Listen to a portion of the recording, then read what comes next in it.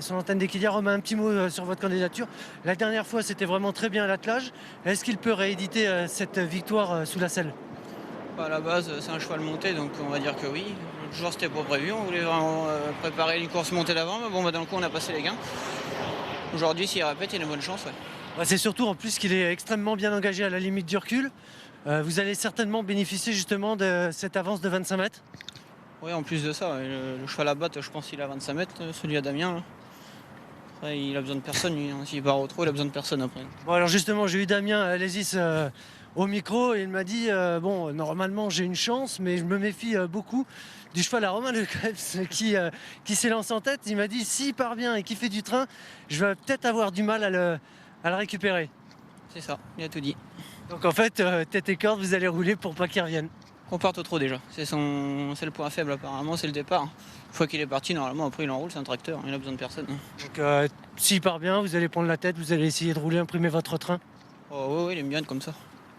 Merci Romain. Et pareil à l'attelé, la dernière fois, il a été devant, méchant et qui même me suivre. C'est un super cheval. Moi, j'aime beaucoup Vino Nobile. Ici, Vulpindoc. Alors, Damien craint Romain, Romain craint Damien. Voilà, écoutez, c'est peut-être les deux choses. Sauf qu'il y en a un qui part en tête et l'autre en 25 mètres. Voilà, exactement. Et il faut partir sur la bonne jambe, ce qui n'est pas toujours le cas de Vino Nobile. Voilà, si on veut chercher la petite bête, c'est peut-être là qu'il faut aller, chercher effectivement. Bon, Vulpindoc tout à l'heure, on a vu Damien Lézis qui l'avait décontracté, le cheval qui effectue un petit footing au galop, mais qui a l'air bien souple, bien décontracté. On peut se méfier aussi certainement du numéro 7, Flavien. Alors, Univers Castellet, retard de gain Univers Castellet, je le disais, le pensionnaire de Daniel Vallée qui fait peur un petit peu à Damien Lézis, c'est ce qu'il vous a dit d'ailleurs. Aussi, oui, puis qui s'est lancé en tête. Et puis bon, c'est surtout que Daniel Vallée, c'est pas le dernier venu, il vient de s'imposer sous la selle. Bon, Maxime Quentin, tout à l'heure en descendant du sulky sur la course à l'attelage, me disait qu'apparemment tous les feux étaient ouverts. S'il partait bien, c'est un petit peu son point d'interrogation sur le départ, mais en tout cas, il a une chance, bien évidemment, pour prendre un chèque dans cette épreuve. Allez, Vino Nobile qui est vraiment rentré dans les toutes dernières minutes avant le départ de ce 8e rendez-vous. Bon, on est encore à 5 bonnes minutes, c'est vrai. On va le regarder, bien entendu, en action d'ici quelques instants. En tableau également, il faut qu'on parle du numéro 5. Un premier Dobby qui dispose d'un assez bel engagement ici au premier échelon. L'avantage de partir effectivement ici en tête.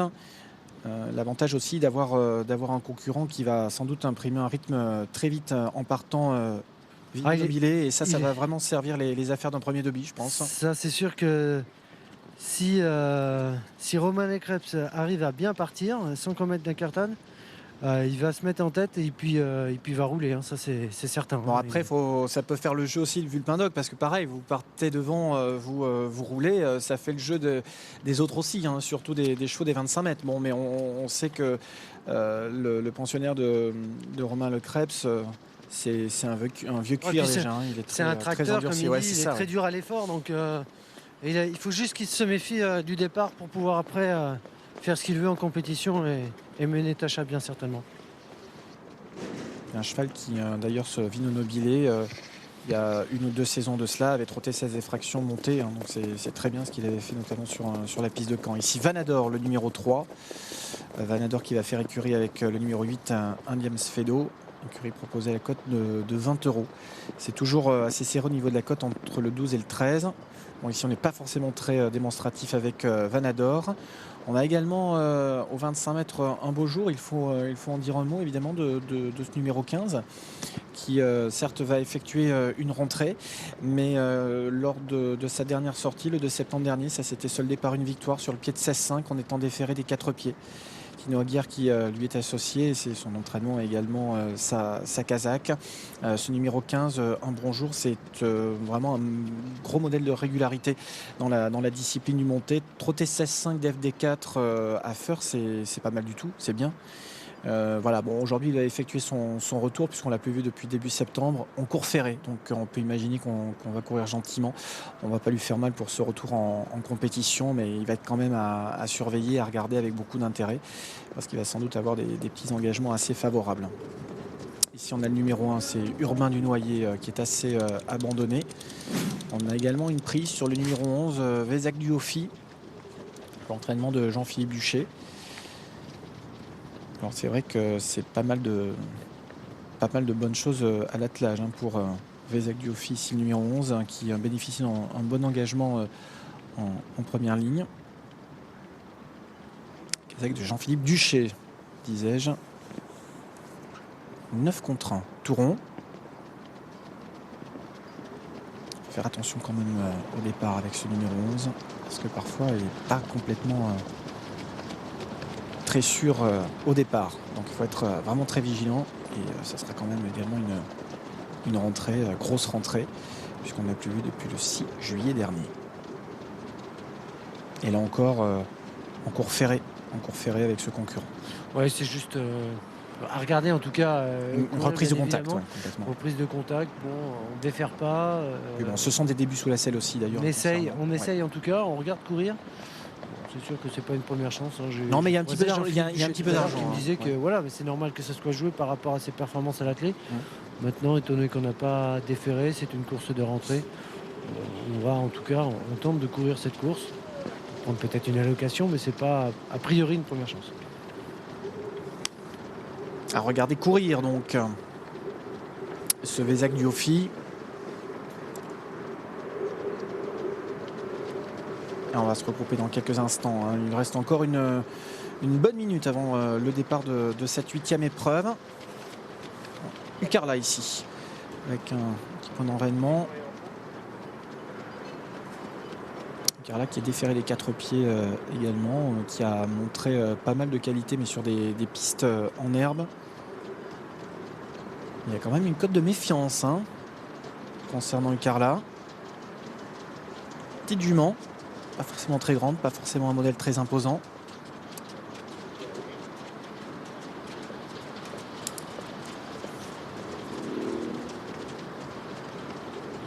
Peut-être se résumer un petit peu, puisque nous sommes dans les toutes dernières secondes avant le départ de ce 8e rendez-vous. Vulpindoc, Damien Lézis qui n'a pas caché une certaine confiance avant le coup. Il craint notamment Univers Castellet, dont on a dit que c'était un cheval en retard de gain. Il craint également Vino Nobilé. Vino Nobilé qui bénéficie d'un très bel engagement ici. Et d'ailleurs Romain Le Krebs qui lui-même craint Vulpindoc. L'avantage effectivement, c'est que l'un prend 25 mètres et l'autre est au premier poteau. Vino Nobilé qui possède beaucoup de vitesse en partant. Univers Castellet, on en a parlé, cheval en retard de gain, mais qui devrait bien faire normalement ici. Vézac du Hoffi a montré pas mal de qualité à l'attelage. On va voir comment ça se passe aujourd'hui, mais c'est quand même une grosse rentrée. Un premier Dobby, numéro 5, qui part du coup non plus, bien au contraire.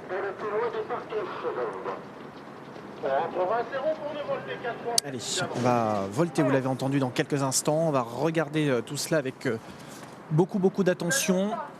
Surtout concernant Vino Nobilé en première ligne, au premier échelon. C'est parti pour ce 8e rendez-vous. Vino Nobilé est bien parti au premier échelon. Le numéro 12 à l'extérieur qui a assuré son départ, c'est parfois un petit peu son point faible. Alors qu'on est parti au grand galop devant avec le numéro 10 Velours de Birac qui est au grand galop et qui perd maintenant toute chance avec immédiatement le numéro 5. Un premier Dobby qui est parvenu à se rabattre à son tour tête et corde, mais il fallait s'y attendre. Vino Nobilé qui accélère en casaque jaune et toque marron. Il parvient maintenant à se rabattre à son tour tête et corde pour aborder le premier tournant. Où est le favori? L'autre favori, Vulpindoc, est également bien parti. On a assuré les premiers mètres de course également. Mais il n'est pas si loin que ça, il est pour l'instant en 7e position. Il y a beaucoup de trains pour l'instant en tête de l'épreuve avec Vino Nobilé qui a toujours l'avantage pour sortir dans quelques instants du premier tournant. Romain Le Krebs qui décide d'appliquer exactement la même tactique que la dernière fois. Un premier Dobby également qui est bien placé, qui est venu maintenant en 2e position. C'est un cheval qui aime également les courses pas mal rythmées. Il vient pour l'instant 2e. Un tout petit peu plus loin, on retrouve un Diams Fedo qui est pour l'instant en 4e position, non loin des premiers, avec également le numéro 13 13 Vulpindoc, un peloton très très étiré pour l'instant. On fait la faute devant les tribunes avec Uranium du Calice. Il y a pas mal de casse et ça fait les affaires évidemment de Vulpindoc qui se rapproche maintenant en 4e position. Plus loin on retrouve l'As Urbain du Noyer avec plus loin le numéro 15, un beau jour qui est un tout petit peu attardé maintenant, qui ramène dans son sillage un Diams Fedo. Bientôt la sortie du tournant pour aborder la ligne d'en face. Bientôt le poteau du dernier kilomètre qui est passé en tête par Vino Nobile. Attention à ne pas le laisser partir trop loin non plus parce que c'est un cheval très très dur. Il est capable de partir de loin. En 2e position, un premier Dobby qui est toujours bien placé en 2e position avec à son extérieur Vulpindoc qui tente de partir également à l'offensive côté corde. On a pas mal de ressources avec Umberto Dabemont, le numéro 6 qui a fait mouvement et qui est venu côté corde, qui a beaucoup de ressources. Umberto Dabemont, le numéro 6, qui va peut-être essayer de surprendre Vino Nobile pour aller quasiment vers le bout de la ligne opposée avec le numéro 6 désormais côté corde. Le numéro 6 Umberto Dabemont qui tente bien de tenir un petit peu la dragée haute à Vino Nobile qui est à son extérieur, qui tente maintenant de revenir avec Vulpindoc qui est en 3e position. Un premier Dobby qui va essayer de prendre un lot également, qui est 4e avec beaucoup plus loin l'As Urbain du Noyer. Et plus loin également on a un beau jour, ainsi d'ailleurs qu'un Diams Fedo. Bientôt la sortie du tournant final pour aborder la ligne droite avec le numéro 12 Vino Nobile qui a l'avantage puisque Umberto Dabemont avait été disqualifié.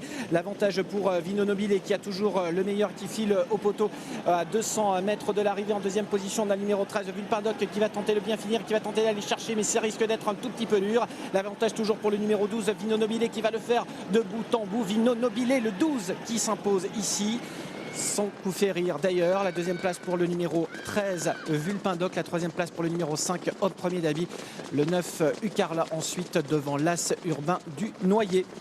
Merci Flavien. La victoire pour le numéro 12 Vino Nobile qui s'impose avec Romain Lecrêpe, ce qui nous avait...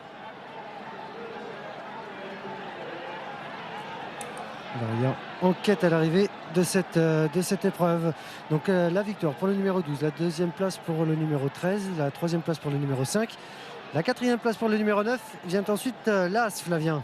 Voilà pour l'arrivée de ce 8e rendez-vous, 12, 13, 5, 9 et As avec une enquête, mais comme on n'a rien compris. Alors apparemment il y aurait enquête sur le numéro 1, Flavien. D'accord, arrivé donc 5e Urbain du Noyer.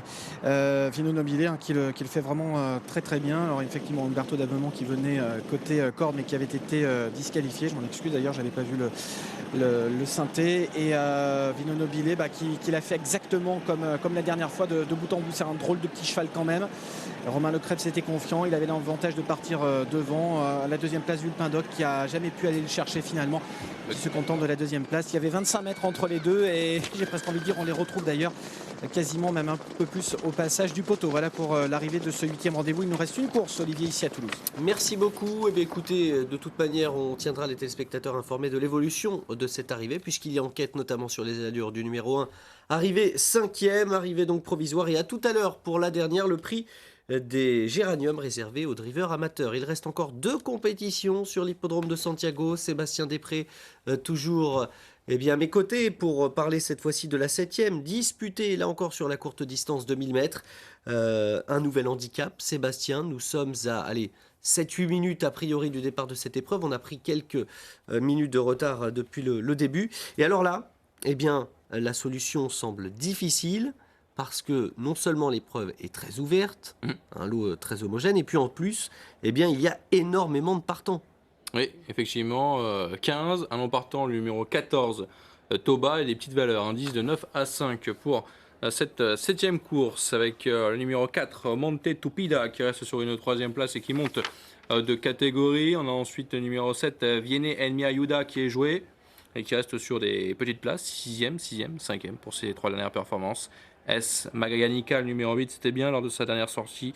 Une 5e place. Elle est favorite au Chili, la fille de Galantas. Rena Norvik, peut-être au courage, elle peut sauvegarder une place. Elle reste sur une timide 6e place. Goblin, le numéro 10, un cheval de qualité qu'on a vu sur les paumes de Valparaiso s'imposer et qui retrouve le club hippico de Santiago.